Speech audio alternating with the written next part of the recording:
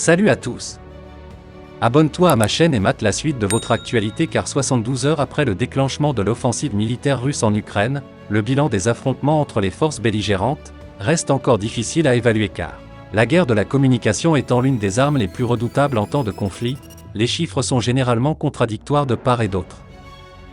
Toutefois, à la date du 26 février, le bilan des pertes ennemies dressé par l'état-major de l'armée ukrainienne dénote du péril qui guette les soldats russes en cas de prolongement du conflit.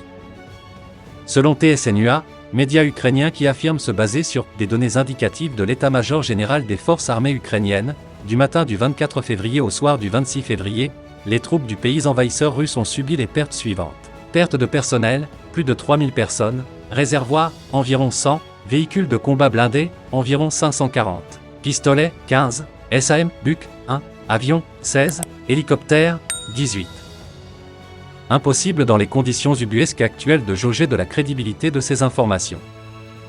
Cependant, la résistance ukrainienne dans la capitale Kiev assiégée, ainsi que dans certaines autres villes traduit la difficulté qu'a l'armée russe à porter à coup d'estocade à la mobilisation patriotique ukrainienne. Un dicton bien connu de chez nous dit « Lorsqu'un aveugle te dit qu'il va te lapider, c'est qu'il a son pied sur caillou ». Le président russe avant le lancement de son incursion en Ukraine, a menacé l'OTAN répercussions graves si jamais ils osaient vouloir intervenir pour défendre l'Ukraine. Depuis lors, les Occidentaux se sont bornés jusque-là à annoncer des sanctions ça et là sans toutefois être capables de réagir arme à la main.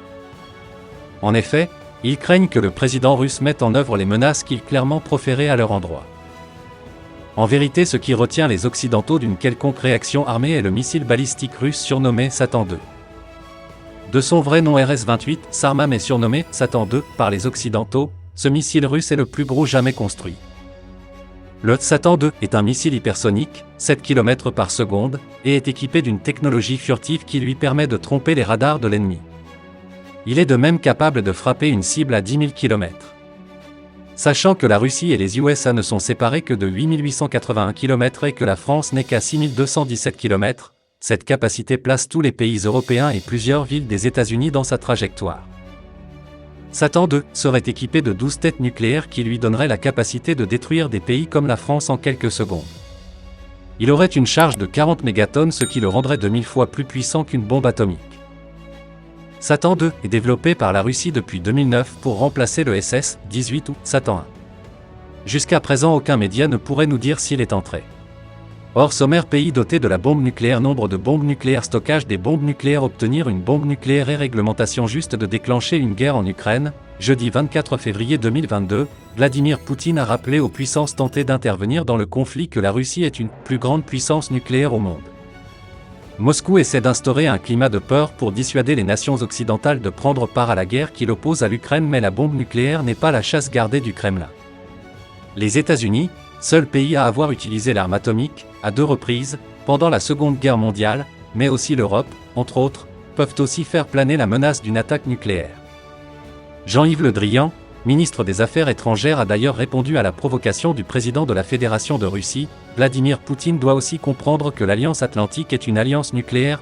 Peu de puissances peuvent se vanter de posséder l'arme nucléaire et parmi les rares nations à disposer d'une ou plusieurs bombes, certaines seraient très rapidement en position de faiblesse si une guerre nucléaire venait à éclater. Qui sont les pays les mieux et les plus équipés? Qui détient la plus importante force de frappe? Et est-ce que certaines nations cherchent à rejoindre le club très restreint des puissances nucléaires? L'internaute.com répond à toutes vos questions. Quel pays possède la bombe nucléaire? Ils sont seulement 9 pays dans le monde à être équipés de l'arme nucléaire, outil d'offensive ultime. Les États-Unis sont les premiers à acquérir la bombe atomique en 1940 lors du projet Manhattan. En l'espace d'une vingtaine d'années, ils sont rejoints par l'Union soviétique, 1949, le Royaume-Uni, 1952, la France, 1960, et la Chine, 1964.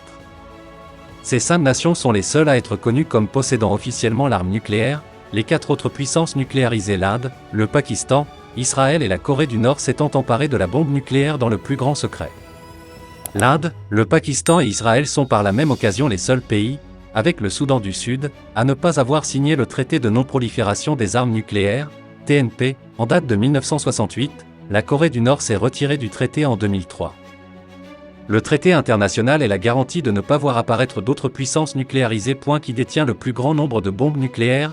Si 9 pays disposent d'armes nucléaires, les 90% de l'arsenal mondial sont détenus par la Russie et les États-Unis. Moscou est d'ailleurs légèrement plus équipé que les Américains avec 6225 ogives contre 5550 selon les données du Stockholm International Peace Research Institute.